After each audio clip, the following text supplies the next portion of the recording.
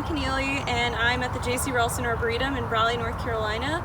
I'm a research technician working with Dr. Denny Werner and his Redbud program. I also help out Tim Alderton and Doug Ruin in the greenhouses propagating collections from this amazing garden. And my favorite plant in this arboretum is not even a taxodium. It is this Fagus grandifolia white lightning. It is a dwarf weeping American beech. It has all the things about a typical American beech that I love. The beautiful brown crispy leaves that hang on all through the winter. Those large pointy buds. But this is such an incredible form, and it came to us via phone call of a local alpaca farm that claimed to have a dwarf weeping American beech. And Mark went out there, proved it to be true, and here it is. Like everything else in the collection, we're trying to propagate it and get it out into the industry and out into the public. So I tried my hand at grafting it this past winter. I got 3 out of 10, which I'll take. And it's really fun to play around with weepers in terms of grafting at the height you choose to graft them at. But I've just had the most fun watching these guys kind of twist around the greenhouse for the past few months. So yeah, I'm just going to continue to take you around the garden and show you some of my favorite plants to look at and propagate.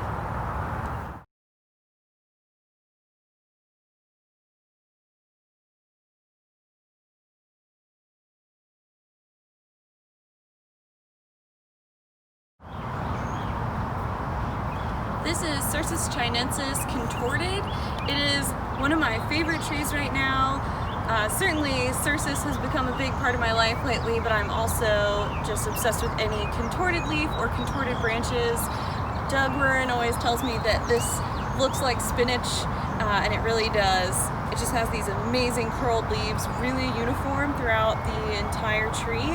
And it's really beautiful in the propagation house to see the new leaves come out of the cuttings in that same contorted form.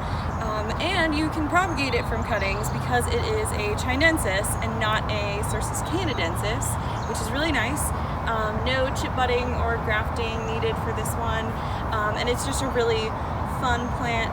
There was some debate on a Facebook post about it, about how it ended up in the garden. So I won't go into details, but it is from Japan. And Mark Wethington and Todd Lassane have both just done amazing jobs collecting plants and bringing them back. And like a lot of things in this massive collection, there's a lot of shade going on where it doesn't necessarily need to be, which is why this is a little wonky in places, but it truly is a beautiful specimen in the right space, and I love it.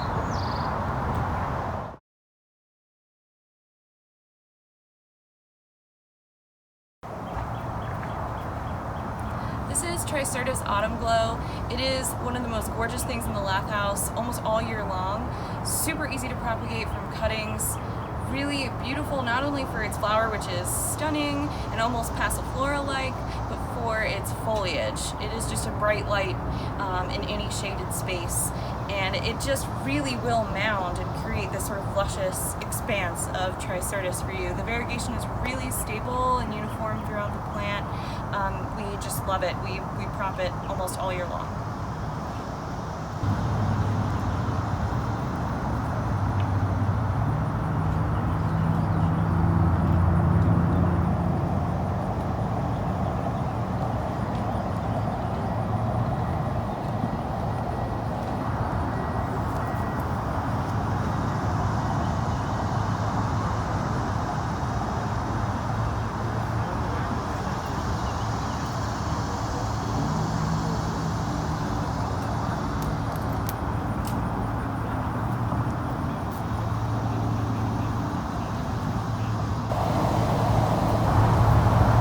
This is the gorgeous Daphnophylla Mourning Dove.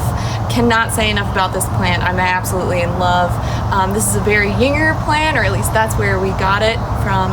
He got it from Japan. Another gorgeous variegated evergreen plant that just also fills up a space that most people seem to have trouble with, sort of a shaded space that they don't find that they can have anything really unique and interesting. There's money to be made with this plant if we can figure out how to propagate it.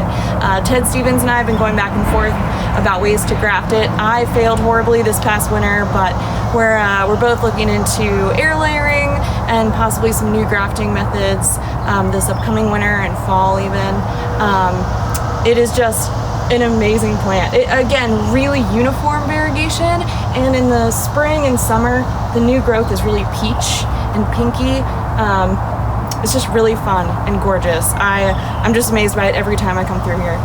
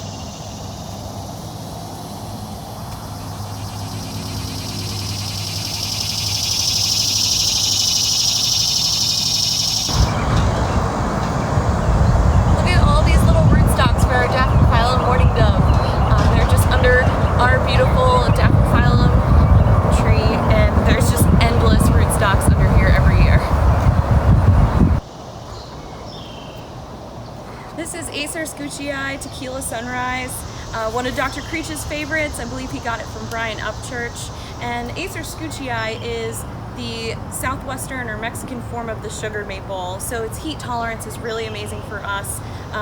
Lends itself really well to the southeast, and you can't see it too much right now, but throughout the spring and early summer, the new growth is just all different shades of peach and orange.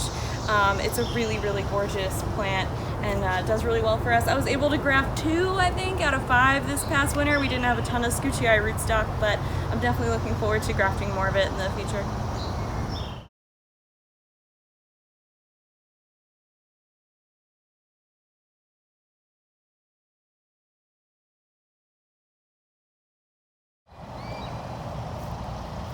I thought I'd say goodbye with this beautiful Cercis flamethrower, which I'm sure you guys have heard about. It's just been breaking the internet as far as plant nerd internets go, but I couldn't be prouder of it. It is so gorgeous. This is a blistering hot morning in Raleigh, North Carolina, and this thing has really just transitioned into its beautiful late summer colors. I couldn't be happier with it, and thank you all for continuing to be an IPPS member even in these crazy times, and thank you all so much. I hope to see you soon.